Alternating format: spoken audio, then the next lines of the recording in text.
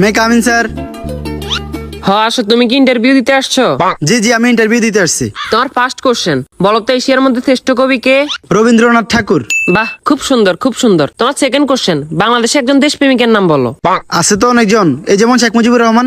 বাহ, genius genius. তোমার third number question, বলো তো বাংলাদেশ কবে স্বাধীন হয়েছে?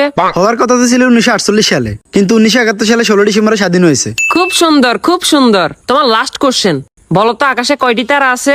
এটা তো এখনো জানা যায়নি, এটা নিয়ে বিজ্ঞানীরা গবেষণা করতেছে। ও গুড গুড গুড, তুমি এবার আসতে পারো। Okay sir. কি ও ভাই, ইন্টারভিউ দিয়ে আসছেন? হ্যাঁ ভাই, ইন্টারভিউ দিয়ে আসছি। কি কি কোশ্চেন আইলো? কোশ্চেন তো মনে নাই, কিন্তু উত্তর মনে আছে। আচ্ছা, উত্তরই কোন? রবীন্দ্রনাথ ঠাকুর, শেখ মুজিবুর রহমান। মাত্র এই দুইটে? না, আরো দুইটা আছে। আচ্ছা কোন? 1948 সালে হওয়ার কথা ছিল, কিন্তু 1971 সালে 16 ডিসেম্বর হয়েছে। এখনো জানা যায়নি, এটা নিয়ে বিজ্ঞানীরা গবেষণা করতেছে। থ্যাংক ইউ ভাই, thank you. May I come in sir? আসো। তোমার নাম কি? রবীন্দ্রনাথ ঠাকুর। তো তোমার বাপের নাম কি? শেখ মুজিবুর রহমান। তোমার জন্ম কবে হয়েছে? হওয়ার কথা তো ছিল 1948 সালে, কিন্তু 1971 সালে 16 ডিসেম্বর হয়েছে।